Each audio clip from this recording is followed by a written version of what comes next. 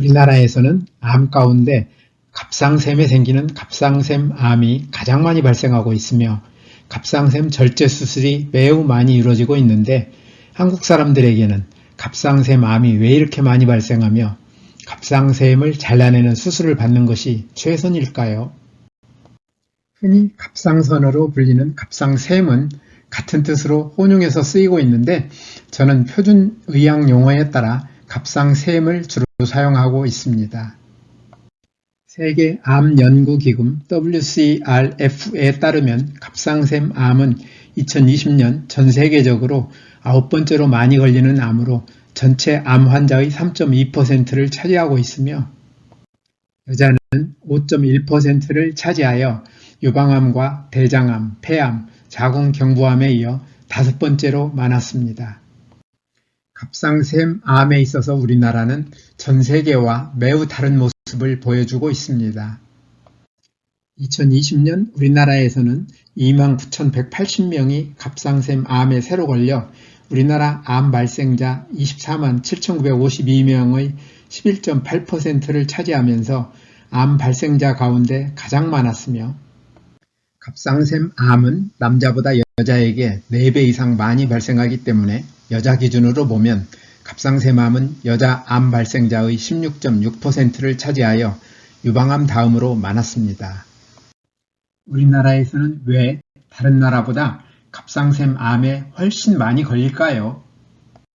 지난 2016년 세계보건기구 WHO 산하 국제암연구소 IARC는 갑상샘암 급증의 주요 원인은 과잉검진이라는 보도자료에서 고소득 국가들 여성들이 걸린 갑상샘암의 50 내지 90%는 과잉검진으로 추정되는데 특히 과잉검진의 가장 충격적인 예로 우리나라를 지목하면서 2003년에서 2007년 한국 여성들 갑상샘암의 90%가 과잉검진 때문으로 추정된다고 밝혔습니다.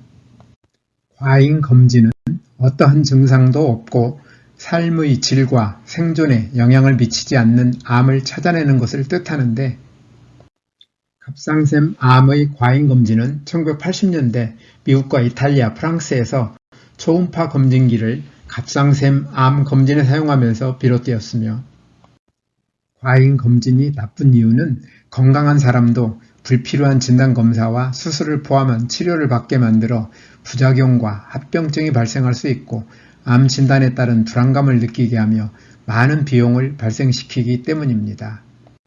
우리나라 갑상샘암의 과잉검진은 통계로 쉽게 확인할 수 있습니다.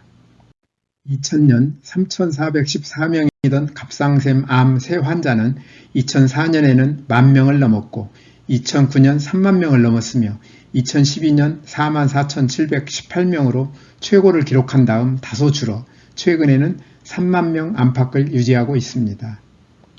갑상샘은 목의 앞쪽에 튀어나온 울대의 바로 아래에 위치하여 갑상샘 호르몬을 만드는 나비 모양의 내분비 기관으로 갑상샘에서 만들어지는 갑상샘 호르몬은 영양소를 에너지로 변환하는 과정인 신진대사 속도를 조절함으로써 거의 모든 기관에 영향을 미칩니다.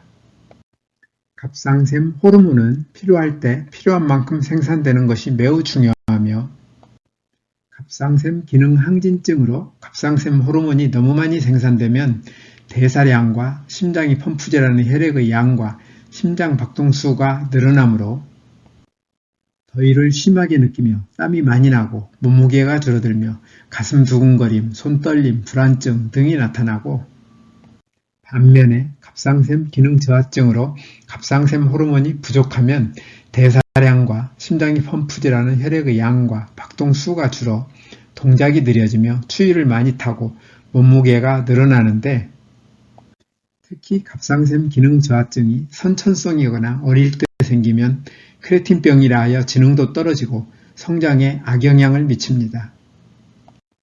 이제 갑상샘암의 치료에 대해 살펴보겠습니다.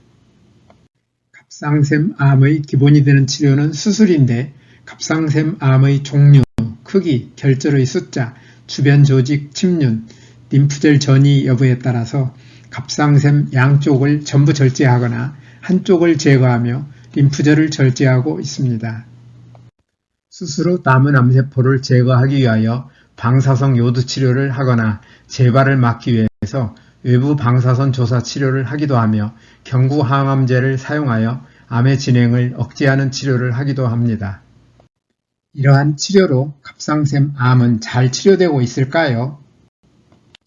갑상샘 암의 5년 상대 생존율은 100%로 암 가운데 가장 높고 갑상샘 암으로 죽은 사람은 2000년 269명에서 다소 증가하여 370명 안팎을 유지하다가 2021년부터 400명 수준으로 늘었으며 2022년 사망자 404명은 전체 암 사망자 83,878명의 0.5%를 차지하였습니다. 이처럼 갑상샘 암은 5년 상대 생존율이 100%로 암 가운데 가장 높아서 갑상샘 암에 걸리지 않은 사람과 전혀 차이가 없으며 갑상샘 암 사망자도 많지 않아서 매우 잘 치료되고 있다고 볼 수도 있지만 갑상샘 암은 다른 암에 비하여 성장이 매우 느리고 대체로 잘 치료되어 예후가 좋아서 죽음에 이르는 경우가 드물며 특히 갑상샘 암의 80%를 차지하는 젖꼭지 모양의 유두암은 대부분 성장하지 않기 때문에 최근의 연구들은 크기가 작은 유두암은 발견되더라도 바로 치료하지 말고 관찰할 것을 권고하고 있어서 갑상샘 암의 조기 검진과 갑상샘 유두암의 조기 치료가 반드시 좋은 전략이라고 말할 수 없습니다. 예를 들면 갑상샘 유두암이 발견되어 적극적인 감시를 받고 있는 291명의 환자 집단을 대상으로 한 미국의 한 연구에서 5년의 추적 관찰 기간 동안 종양지름이 3mm 이상 증가한 환자는 전체 환자의 3.8%에 불과하였고 대한갑상선학회의 한 자료에 따르면 우리나라에서도 적극적 감시요법을 적용하던 갑상샘 유두암 환자 가운데 5년 동안 종양의 크기가 증가한 경우는 5.3%, 5년 동안 새로운 림프절 전이가 발생한 경우는 1.6%에 불과하였습니다.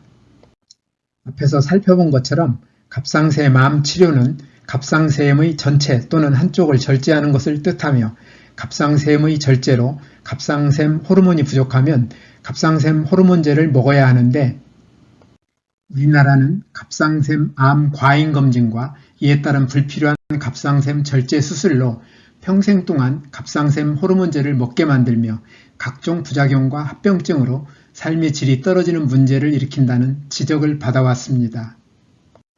갑상샘 암 과잉 검진과 이에 따른 불필요한 갑상샘 절제 수술에 대한 국내외 비판이 이어지면서 과잉 검진과 절제 수술은 다소 완화되는 분위기로 바뀌고 있지만 갑상샘 암으로 수술을 받은 사람은 2017년 21,373명에서 줄기는커녕 2021년에는 28,358명으로 오히려 늘었으며 최근 5년 동안 갑상샘 암을 진단받은 사람의 약 89%가 갑상샘 절제 수술을 받는 것으로 추정되어 여전히 개선의 여지가 많음을 알 수 있습니다. 그렇지만 여전히 갑상샘 유두암의 조기 치료를 고집하는 의사들이 적지 않고 환자들도 자신의 갑상샘에서 암이 확인된 상태에서 긴 시간을 치료받지 않고 관찰로 버티기가 쉽지 않은데 갑상샘 암을 이기는 최선의 전략은 갑상샘 암의 원인에 대한 이해를 바탕으로 갑상샘 암을 예방하고 치유하는 것이며 이를 위해서는 우리가 반드시 주목해야 할 일이 있습니다. 우리 몸의 세포들은 세포를 구성하고 있는 60억 개의 DNA 가운데 많게는 하루에 100만 개까지 손상되며 손상되는 DNA들은 세포 안에 들어있는 프로그램인 유전자에 의해 원래의 정상적인 모습으로 복구되기 때문에 우리가 건강히 살아갈 수 있으며 저는 이러한 기능을 내 몸 안에 준비된 최고명이라 부르는데 손상되는 DNA의 수와 손상된 DNA들이 복구되는 정도는 우리의 생활 습관에 달려있기 때문에 우리가 좋은 생활 습관을 가지고 있으면 손상되는 DNA의 수는 적어지고 최고 명의가 손상된 DNA들을 잘 복구하며 반대로 잘못된 생활 습관을 가지고 있으면 손상되는 DNA의 수는 많아지고 최고 명의가 손상된 DNA들을 잘 복구하기 어렵습니다. 만일 세포 안의 DNA들이 지나치게 많이 손상되거나 손상되는 세포들을 복구하는 유전자가 제 역할을 하지 못하여 원래대로 복구되지 못하는 세포가 많아지면 이러한 세포들이 많은 조직이나 장기의 기능이 약해져 우리는 다양한 질병에 걸리게 되는데 갑상샘 암을 포함한 모든 암은 이러한 질병 가운데 하나입니다. 우리가 어떤 질병에 걸리느냐는 DNA로 구성된 세포 안의 유전자 가운데 어떤 유전자가 손상되고 변질되어 원래의 정상적인 모습으로 복구되지 못하고 있느냐에 따라 정해집니다.